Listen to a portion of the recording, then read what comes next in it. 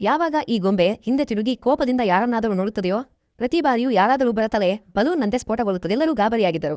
ಭಯ ಮತ್ತು ಸಾವು ಅವರ ಮುಖದಲ್ಲಿ ಸ್ಪಷ್ಟವಾಗಿ ಕಾಣುತ್ತದೆ, ಯಾಕೆಂದರೆ ಒಬ್ಬೊಬ್ಬರಾಗಿ ಎಲ್ಲರೂ ಸಾಯುತ್ತಿದ್ದರು. ಯಾವಾಗ ಗೊಂಬೆ ಹಿಂದಕ್ಕೆ ತಿರುಗುತ್ತದೆಯೋ ಆಗ ಒಂದು ಹಾಡು ಕೇಳಿಸುತ್ತದೆ. ಹಾಡು ಮುಗಿಯುತ್ತಿದ್ದಂತೆ ಗೊಂಬೆ ಮುಖವನ್ನು ಮುಂದಕ್ಕೆ ತಿರುಗಿಸುತ್ತದೆ. ಯಾರಾದರೂ ಅಲುಗಾಡಿದರೆ ಅವರಿಗೆ ಸಾವು ಖಚಿತವಾಗಿತ್ತು. ಆಗ ಒಬ್ಬ ಹುಡುಗ ಹೇಳುತ್ತಾನೆ, ಇದೊಂದು ಡೆತ್ ಗೇಮ್, ಮರಣದ ಆಟ. ಇದನ್ನು ನಾವೆಲ್ಲರೂ ಸೇರಿ ಗೆಲ್ಲಬೇಕು. ಗಾಬರಿಯಲ್ಲಿ ತೆಗೆದುಕೊಂಡ ನಿರ್ಧಾರ ಅವರನ್ನು ಸಾವಿನ ಹತ್ತಿರಕ್ಕೆ ಕೊಂಡೊಯ್ಯುತ್ತದೆ. ದರುಮಾ ಬೊಂಬೆ ಹಿಂದೆ ತಿರುಗುತ್ತಿದ್ದಂತೆ ಅದರ ಹಿಂದಿರುವ ಬಟನ್ ಒತ್ತಿದರೆ ತಾವು ಬದುಕಬಹುದು ಎಂದು ಒಬ್ಬ ಹುಡುಗ ಹೇಳುತ್ತಾನೆ. ಇದನ್ನು ಕೇಳಿ ಒಬ್ಬ ಹುಡುಗ ಬಟನ್ ಒತ್ತಲು ಓಡುತ್ತಾನೆ.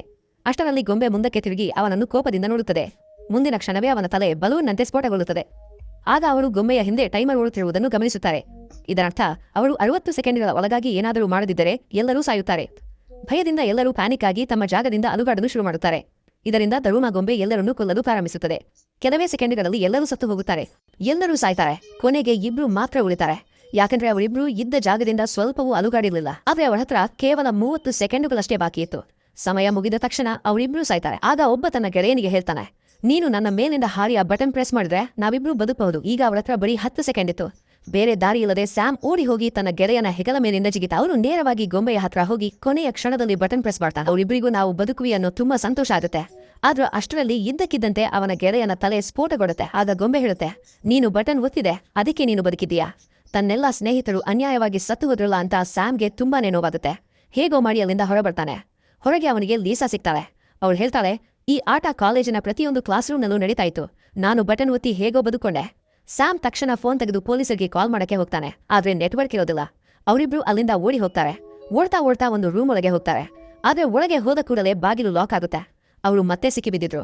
ಆದ್ರೆ ಅಲ್ಲಿ ಅವರಿಗಿಂತ ಮೊದಲೇ ತುಂಬಾ ಜನ ಸ್ಟೂಡೆಂಟ್ಸ್ ಇದ್ರು. ಎಲ್ಲರೂ ಇಲಿಯ ಬಟ್ಟೆ ಧರಿಸಿದ್ದರು. ಆಗ ಇದ್ದಕ್ಕಿದ್ದಂತೆ ನೆಲ ಅಲುಗಾಡಲು ಶುರುವಾಗುತ್ತದೆ. ಒಳಗಿನಿಂದ ಒಂದು ಬೃಹತ್ ರೋಬೋಟ್ ಬೆಕ್ಕು ಹೊರಬರುತ್ತದೆ.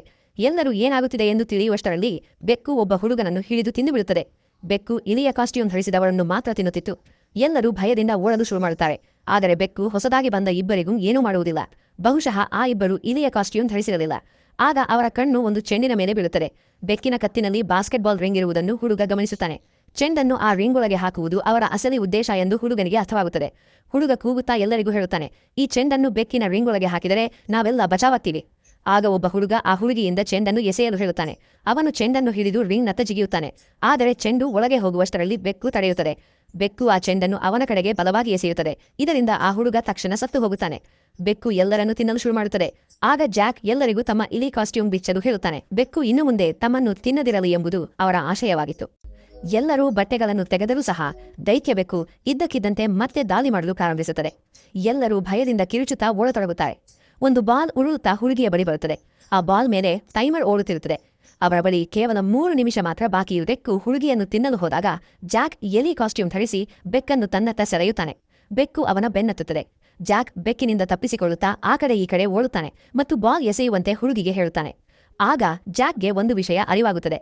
ಬೆಕ್ಕು ಕೋಪದಲ್ಲಿಲ್ಲ, ಬದಲಾಗಿ ಅದು ತನ್ನ ಬೆನ್ನನ್ನು ಕೆರೆದುಕೊಳ್ಳುವಂತೆ ಜಾಕ್ನನ್ನು ಕೇಳುತ್ತಿದೆ. ಆ ಬೆಕ್ಕು ಆರಾಮವಾಗಿ ಮಲಗಲು ತನ್ನ ಬೆನ್ನು ಉಜ್ಜಲು ಹೇಳುತ್ತದೆ. ಹುಡುಗ ಕೂಡಲೇ ಅದರ ಬೆನ್ನಿನ ಮೇಲೆ ಹತ್ತಿ ಒಂದು ಹಗ್ಗವನ್ನು ಗಟ್ಟಿಯಾಗಿ ಹಿಡಿದುಕೊಳ್ಳಲು ಬೆಕ್ಕಿನ ಬೆನ್ನನ್ನು ಉಜ್ಜಲು ಪ್ರಾರಂಭಿಸುತ್ತಾನೆ. ಮುಂದಿನ ಕ್ಷಣವೇ ಬೆಕ್ಕು ಶಾಂತವಾದ ಗಾಳಿ ಮಾಡುವುದನ್ನು ನಿಲ್ಲಿಸುತ್ತದೆ. ಬೆಕ್ಕು ಶಾಂತವಾದ ಮೇಲೆ ಜಾಕ್ ಕೆಳಗಿಳಿದು ಆ ಚೆಂಡನ್ನು ತೆಗೆದುಕೊಳ್ಳುತ್ತಾನೆ. ಅದನ್ನು ಬಾಸ್ಕೆಟ್ ರಿಂಗಿಗೆ ಹಾಕಲು ಯೋಜನೆ ಮಾಡುತ್ತಾನೆ. ಆದರೆ ಎಲ್ಲರೂ ಆ ಚೆಂಡಿಗಾಗಿ ಜಗಳವಾಡಲು ಶುರು ಮಾಡುತ್ತಾರೆ. ಏಕೆಂದರೆ ಯಾರು ಬಾಲ್ ಹಾಕುತ್ತಾರೋ ಅವರು ಮಾತ್ರ ಬದುಕುತ್ತಾರೆ ಎಂದು ಅವರಿಗೆ ಅನ್ನಿಸುತ್ತದೆ. ಎಲ್ಲರೂ ಒಬ್ಬರಿಗೊಬ್ಬರು ಕಿತ್ತಾಡಲು ಶುರು ಮಾಡುತ್ತಾರೆ. ಕಿರುಚಾಟದ ಶಬ್ದ ಕೇಳಿ ಬೆಕ್ಕು ಮತ್ತೆ ಎಚ್ಚರಗೊಳ್ಳುತ್ತದೆ ಮತ್ತು ಸಿಟ್ಟಿನಿಂದ ತನ್ನ ಚೂಪಾದ ಉಗುರುಗಳಿಂದ ದಾಳಿ ಮಾಡುತ್ತದೆ ಮತ್ತು ಇಬ್ಬರನ್ನು ತಕ್ಷಣವೇ ಕೊಂದು ಹಾಕುತ್ತದೆ. ಅಲ್ಲಿ ಸಂಪೂರ್ಣ ಸ್ತಬ್ಧತೆ ಉಂಟಾಗುತ್ತದೆ. ನಂತರ ಬೆಕ್ಕು ವಿಷಕಾರಿ ಅನಿಲವನ್ನು ಬಿಡಲು ಪ್ರಾರಂಭಿಸುತ್ತದೆ. ಇದರಿಂದ